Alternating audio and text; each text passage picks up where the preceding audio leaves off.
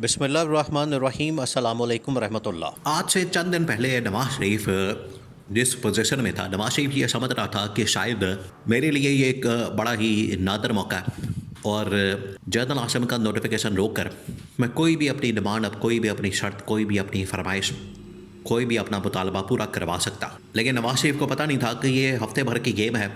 जुम्मा 8 दिन आपके पास ये एक मौका आ गया, आपके पास ये एक शतरंज की चाल आ गई है या आपके पास ये कार्ड आ गया है। जैसी नोटिफिकेशन होना है उसके बाद आप फारिग, आप बिल्कुल ख़त्म, आपकी कहानी ख़त्म।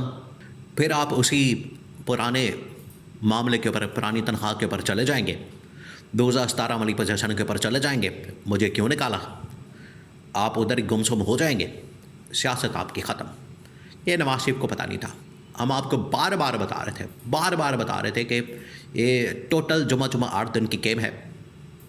और नवाज शरीफ जो अपने आप को बड़ा ही तोरम खान, बड़ा ही तीसमार खान और अपने आप को बड़ा ही ताकतवर समझ रहा है कि मेरे पास ताकत आ गई है आर्मी चीफ को लगाने की। अब मैं डिसाइड करूँगा, फैसला करूँगा कि मैंने किसको लगाना है, कब लगाना है, कैसे लगाना है, कौन सी किस पोजीशन के ऊपर किसकी तैनाती होगी, ये मैं फैसला करूँगा। हुआ क्या, अब आपने पूरा सीन समझना है जो नवाज शरीफ के साथ हुआ है। जो सियासत का अपने आप को बड़ा कोई किंग समझता है, सियासत का अपने आप को बहुत बड़ा कोई खिलाड़ी समझता है, लेकिन असल में ये 12वां खिलाड़ी है और इमरान खान उसका ओपनिंग बैट्समैन है। इमरान खान उसका खिलाड़ी है नंबर 1। इनको समझ नहीं आई और ये सारा कुछ कर आके भी ये बिल्कुल फट्टे पे आ गए, ज़ीरो हो गए। अब हुआ क्या, हुआ ये है कि जब इलेक्शन हुए, ज़मीनी इंतखाबात, उन सीटों के पर जहाँ पर इमरान खान के खिलाड़ियों को डिस्क्वालीफाई किया गया, ना अहल किया गया, 9 मई के मुकदमात में, बाकी मुकदमात में, वहाँ पर इलेक्शन हुए तो तमाम के तमाम सीटें पकड़ के तो नून लीग को दे दी गई, नून लीग को जितवा दी गई। उसके बाद नून लीग की सिंपल मेजॉरिटी हो जाती है। तो नवाज शरीफ को ये ख्याल आता है कि अब सिंपल मेजॉरिटी हो गई तो मैं क्यों ना वज़ीर आज़म बन जाऊँ। उसके बाद नवाज शरीफ फिर मंत्री आम पर आता है और उन्हीं दिनों में आर्मी चीफ की तैनाती का, CDF की तैनाती का मामला भी सामने आ जाता है। एक्सटेंशन का, तैनाती का, नोटिफिकेशन का, ये पूरा मामला जो है वो खुलकर सामने आ जाता है। अब नवाज शरीफ समझता है कि ये मेरे पास बहुत नादर मौका आ गया। इस स्टेज के ऊपर मैं चाहूँ तो यहाँ पर सिंपल मेजॉरिटी के साथ वज़ीर आज़म बनने के लिए भी एक राह हमवार कर सकता हूँ और आर्मी चीफ की तैनाती के ऊपर या फिर नोटिफिकेशन के ऊपर, CDF की तैनाती के ऊपर मैं एक डील बना के तो दोबारा से वज़ीर आज़म बन सकता हूँ। जिसकी वजह से नवाज शरीफ ने प्रेस कॉन्फ्रेंस की और प्रेस कॉन्फ्रेंस करके ये पैगाम दिया कि मेरी इन शराइत को, डिमांड्स को पहले पूरा किया जाए और फिर ये नोटिफिकेशन वाला मसला हल होगा। अब फरमाइश क्या थी, डिमांड क्या थी? फरमाइश ये थी नवाज शरीफ की कि ना सिर्फ इमरान खान बल्कि इमरान खान के लाने वालों का भी एहतसाब किया जाए, ये पहली फरमाइश थी। और दूसरी फरमाइश ये थी कि मुझे वज़ीर आज़म बनाया जाए। अब ये दोनों काम की गारंटी तो दे दी गई कि ठीक है, दोनों काम होते हैं, आप नोटिफिकेशन निकालें। जैसे ही नोटिफिकेशन हुआ तो उसके बाद सूरत हाल ये तुम कौन थे मैं खाम का, ये वाला मसला बन गया और अब नवाज शरीफ बिल्कुल फारिग हो गया और नवाज शरीफ को सच्ची दिखा के खपी मारी गई है और उसे पता ही नहीं चला कि उसके साथ कितना बड़ा पहले शहबाज शरीफ ने धोखा किया और अब नोटिफिकेशन के मामले के ऊपर जो ये ब्लैकमेल कर रहा था, अब इसके साथ धोखा हो गया। अब ये फंस गया। अब ये ना 9 में, ना 13 में, ना सिंपल मेजॉरिटी वाला मामला, ना वज़ीर आज़म बनने वाला मामला, ना अब इस वक्त हुकूमत के अंदर कोई किरदार, ना कोई स्टेक, ना बाकी लोगों का कोई एहतसाब, इमरान खान और इमरान खान के लाने वालों का कोई एहतसाब, ना कोई और चीज़। एक खिताब किया, उसके बाद एक और खिताब किया, उसके बाद शहबाज शरीफ, नवाज शरीफ की कहानी ख़त्म।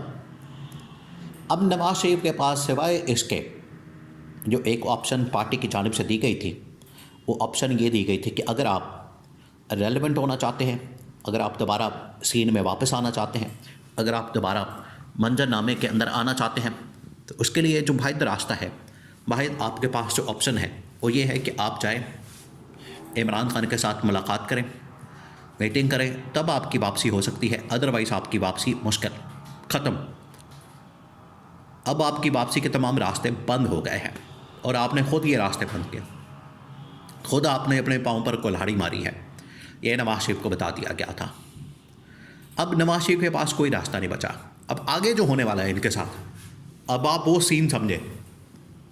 आगे जो इनके साथ होने वाली है, अभी तो इनके साथ कुछ हुआ ही नहीं, अभी तो शुरुआत हुई है, अभी तो पार्टी शुरू हुई है, अभी तो इनको वो सबक सिखाया जाएगा कि इनको लग पता जाएगा। क्योंकि अब नवाज शरीफ तो माइनस हो गया मुकम्मल तौर पर। अब उसके बाद बारी आनी है शहबाज शरीफ की और उसके बाद बारी आनी है मरियम नवाज की। यह आपने जहन में रखना। ये क्योंकि 27वीं तरमीम होने के बाद, नोटिफिकेशन होने के बाद अब मामला जाएगा अगले 1-2 महीनों में 28वीं तरमीम के ऊपर, जिस पर काम हो रहा है। उसमें NFC, उसके अंदर बाकी मामलात, वो तमाम चीज़ें डाल के सूबाई मामलात, सूबों के मामलात, बल्दियाती इंतखाबात, नए इंतखाबात, सिस्टम की ओवरहॉलिंग, फिर एहतसाब इनका होगा। तो उसमें ना सिर्फ वफाकी हुकूमत बल्कि पंजाब की जो गवर्नमेंट है मरियम नवाज़ की, यानी नवाज शरीफ की दोनों हुकूमतें, एक तरफ भाई की और एक तरफ बेटे की, दोनों हुकूमतें स्टेक पे लग गई हैं। और नवाज शरीफ का पैगाम दे दिया गया, बता दिया गया कि अब आप स्टेक पे लग गए, अब आप बिल्कुल ही अपना सारा कुछ काट कूट के पकड़ा चुके हैं दूसरे के हाथ में। अब आपके पल्ले कुछ नहीं बचा। अब आप काउंटडाउन शुरू करें और दिन गने रायगढ़ के अंदर बैठ के, और यहाँ दिन गने और किसी वक्त भी आपके पास ये ख़बर आ जाएगी कि पंजाब गवर्नमेंट और वफाकी हुकूमत शहबाज शरीफ की गवर्नमेंट फारिग कर दी गई। आपके पास जो सेफ़ एग्ज़िट का एक रास्ता है बाइज़्ज़त, वो इमरान खान के पास जाए, बात करें, मुलाकात करें, इस्तीफ़ा दें और मिलकर आप कोई महाज खोल दें। अदरवाइज़, और रेलेवेंट हो सकते हैं, अदरवाइज़ आप चंद दिनों में इंतज़ार करें। चंद दिनों के अंदर ही रायगढ़ महल के अंदर जब खबर मिलेगी तो मुल्क से फिर भागने के अलावा आपके पास कोई ऑप्शन नहीं बचेगी, कोई रास्ता नहीं बचेगा। जिस तरह से पहले 3 मरतबा, 4 मरतबा, 5 मरतबा पाकिस्तान में हुकूमतें करने के बाद, लूटमार करने के बाद, NRO लेने के बाद ये मुल्क से भाग जाते हैं, अब वही बिल्कुल स्टेज इनके ऊपर आने वाली है। चंद दिन का इंतज़ार करें या 1-2 महीने का इंतज़ार करें, ये सिचुएशन इनके ऊपर आ जानी है।